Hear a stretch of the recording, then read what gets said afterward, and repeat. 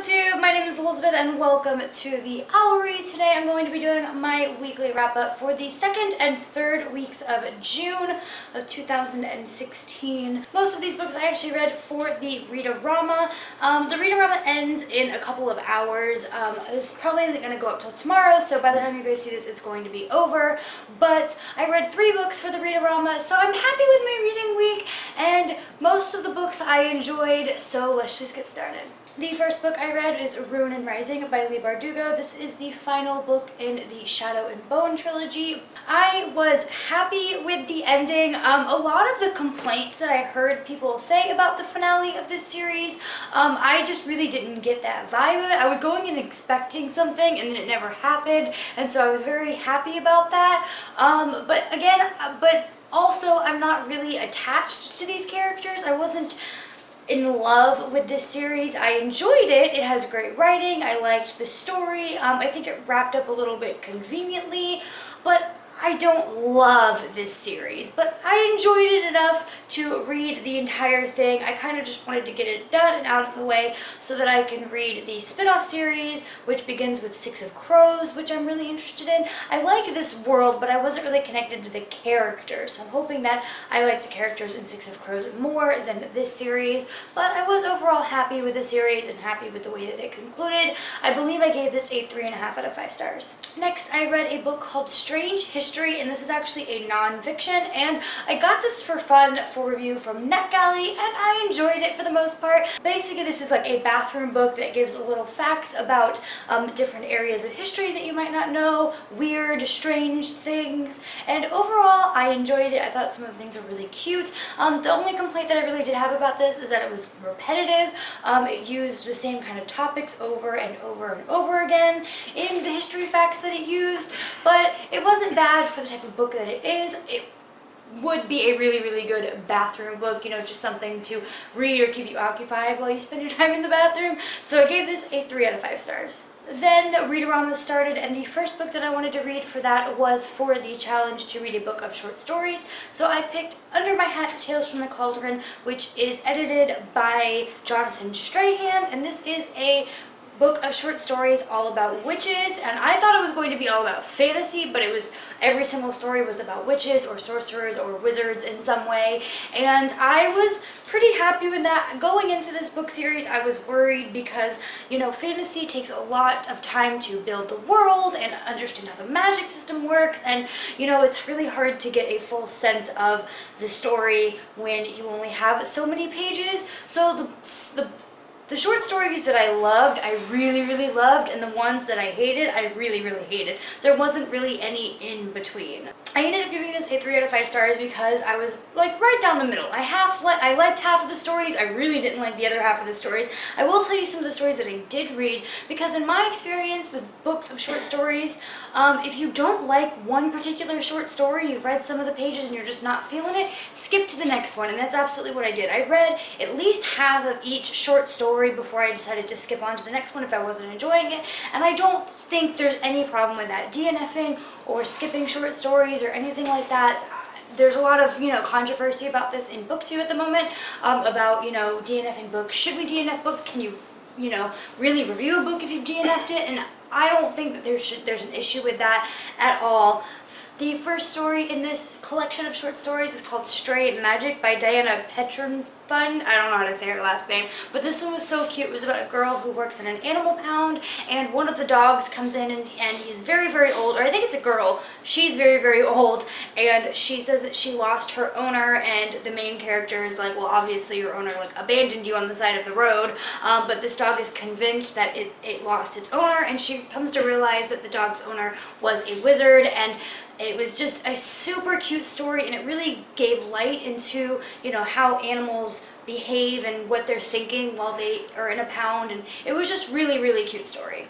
I also really enjoyed Payment Due by Frances Harding. This is about a young witch whose grandmother gets swindled by a debt collector and gets all of her things taken away, and she goes to enact her revenge, and she's able to trade like bodies with a house cat, and this was just a super cute story.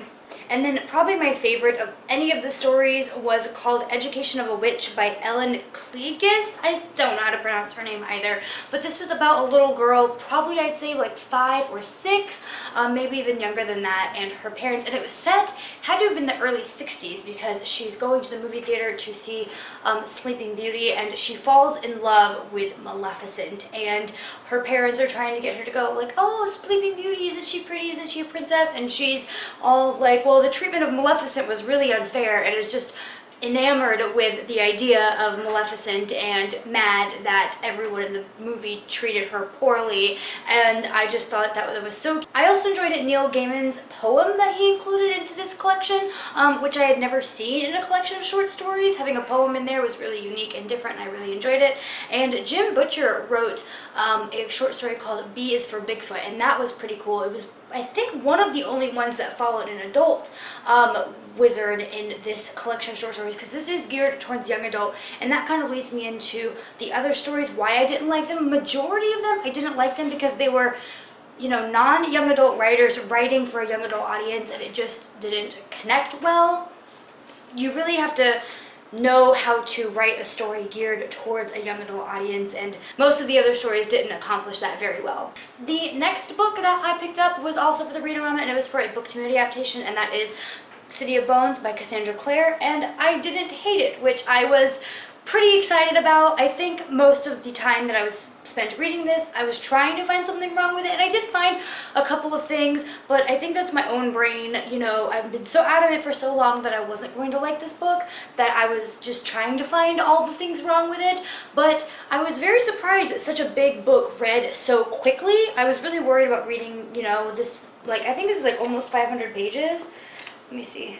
Yeah, it's 480 something pages. So I was really surprised that I read it so quickly. It was written very well, and it was a super fast read, and I'm excited to go on to the second one. I kind of want to know what's going on now about the past, and knowing that there are prequel novels to this. I'm really excited about reading those. So I am pleasantly surprised that I enjoyed this book so much. And then the book that I'm currently reading is The Raven Boys by Maggie Stiefvater. I'm also reading this for the Read-A-Rama. This is for my RAMA challenge, I believe, and I am on page 127 out of about 410, and I'm not really liking this much.